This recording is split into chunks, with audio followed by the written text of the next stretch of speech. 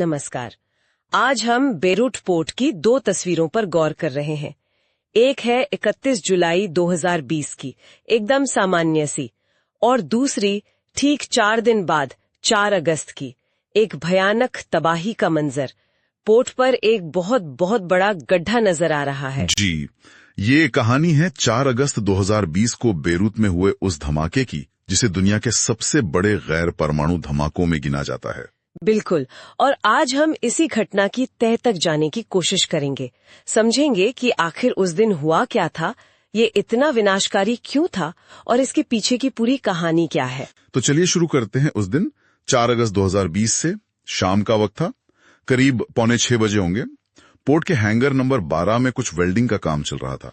Welding? हाँ, hanger की एक दीवार में कोई सुराख हो गया था, शायद उसी की मरम्मत कर रहे थे।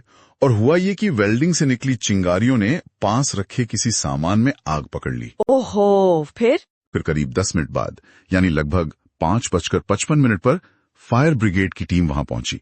उन्होंने आते ही समझ लिया कि ये कोई मामूली आग नहीं है। उन्होंने बताया भी कि आग बहुत तेजी से फैल रही है और उसमें से कुछ अजीब सी आवाजें भी आ रही हैं। और फिर धमाका हुआ।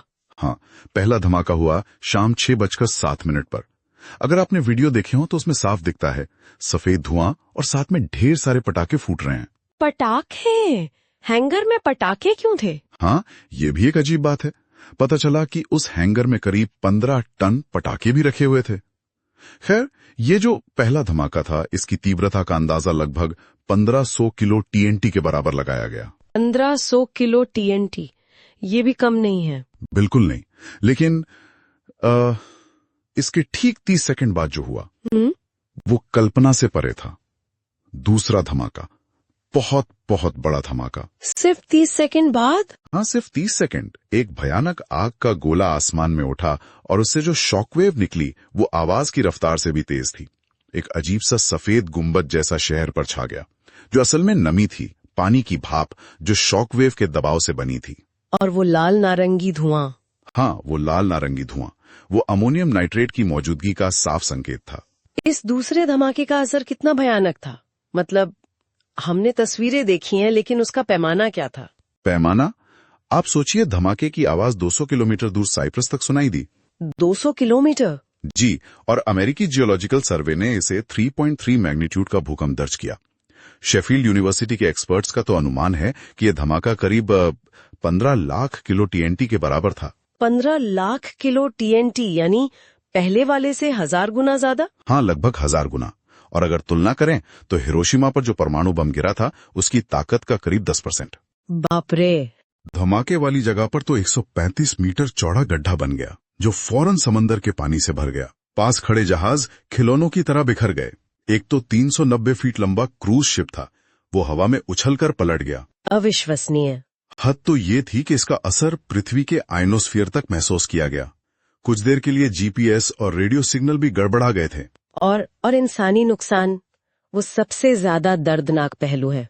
बहुत दर्दनाक।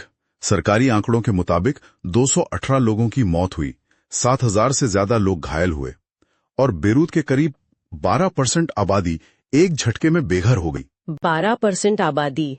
शहर के अस्पताल भी तो शायद प्रभावित हुए होंगे। हाँ बिल्कुल, कई अस्पताल खुद धमाके की चपेट में आ गए थे।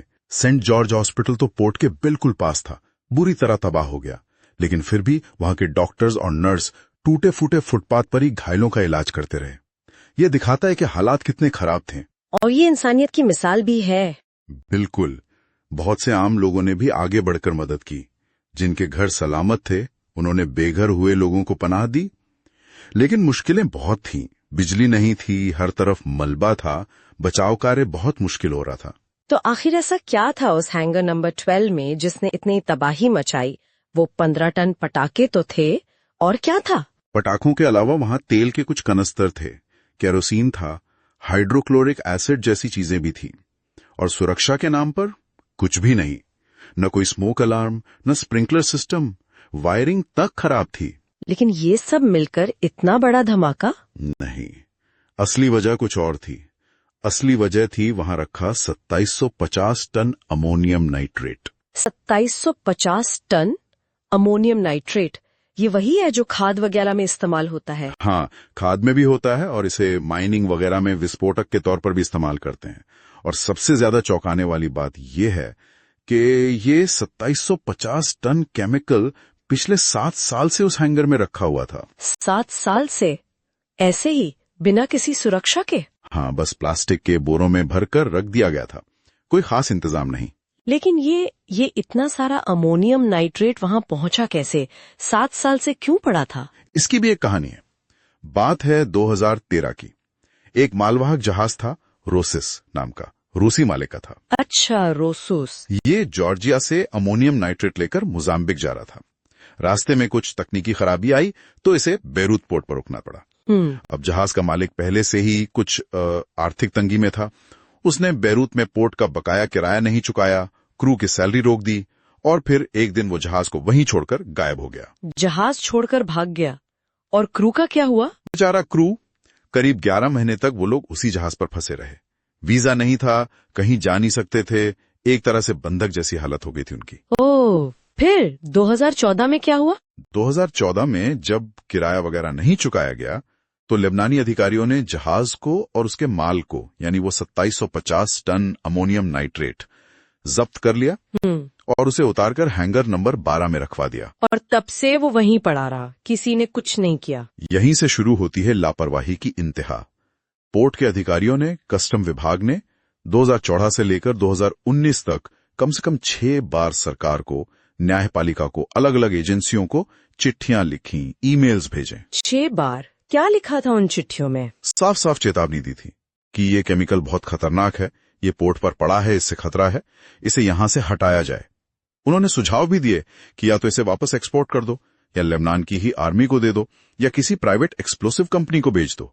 लेकिन किसी ने ध्यान नहीं दिया। किसी ने नहीं। सारी चेतावनियां फाइलों में दब गई, किसी ने कोई एक्शन नहीं लिया। यहां तक कि जिस हैंगर में ये रखा था उसकी दीवार में सुराख था जिससे खतरा और बढ़ गया था, उसे भी ठीक नहीं करवाया गया। और शायद उसी सुराख को बंद करते वक्त? हाँ, माना यही जाता है कि 4 अगस्त को उसी सुराख को वेल्डिंग से बंद करने की कोशिश हो रही थी जब चिंगारी से आग लगी और फिर ये भयानक हादसा हो गया। ये तो आपराधिक लापरवाही है। बिल्कुल। और धमाके के बाद पूरे लेबनान में लोगों का गुस्सा फूट पड़ा, सरकार के खिलाफ जबरदस्त प्रदर्शन हुए, जांच की मांग उठी। जांच का क्या हुआ? क्या किसी को जिम्मेदार ठहराया गया? अभी जुलाई 2025 है, कुछ नतीजा निकला? जांच शुरू तो हुई, लेकिन उसमें बहुत अड़चने आई। राजनीतिक दखलंदाजी हुई, कुछ बड़े नेताओं और मंत्रियों को कानूनी छूट मिली हुई थी तो उनसे पूछताछ नहीं हो पाई। न्यायपालिका में भी मतभेद थे। मतलब जांच ठीक से हो ही नहीं पाई। पहले एक जज थे, फादी सावन, उन्हें हटा दिया गया।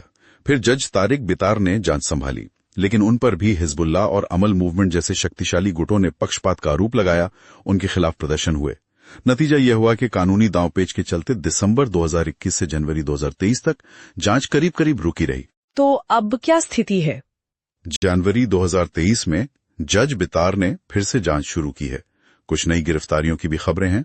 अब उम्मीद की जा रही है शायद 4 अगस्त 2025 यानी धमाके की 5वीं बरसी तक जज बितार अपना फैसला सुना सकते हैं, लेकिन अभी कुछ पक्का नहीं कह सकते। तो इतने बड़े हादसे के 5 साल बाद भी इंसाफ का इंतजार है? हाँ, ये पूरी घटना दिखाती है कि कैसे सालों तक चलने वाली प्रशासनिक सुस्ती, अनदेखी। नमस्कार, आज हम बेरूट पोर्ट की 2 तस्वीरों पर गौर कर रहे हैं।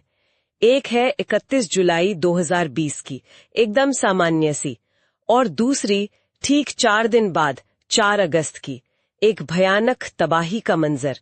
पोर्ट पर एक बहुत बड़ा गड्ढा नजर आ रहा है। जी, ये कहानी है 4 अगस्त 2020 को बेरूत में हुए उस धमाके की, जिसे दुनिया के सबसे बड़े गैर परमाणु धमाकों में गिना जाता है। बिल्कुल, और आज हम इसी घटना की तह तक जाने की कोशिश करेंगे। समझेंगे कि आखिर उस दिन हुआ क्या था, ये इतना विनाशकारी क्यों था और इसके पीछे की पूरी कहानी क्या है। तो चलिए शुरू करते हैं। उस दिन 4 अगस्त 2020 से शाम का वक्त था, करीब 5:45 बजे होंगे। पोर्ट के हैंगर नंबर 12 में कुछ वेल्डिंग का काम चल रहा था। वेल्डिंग? हाँ, हैंगर की एक दीवार में कोई सुराख हो गया था, शायद उसी की मरम्मत कर रहे थे। और हुआ ये कि वेल्डिंग से निकली चिंगारियों ने पास रखे किसी सामान में आग पकड़ ली। ओहो, फिर करीब 10 मिनट बाद, यानी लगभग 5:55 पर फायर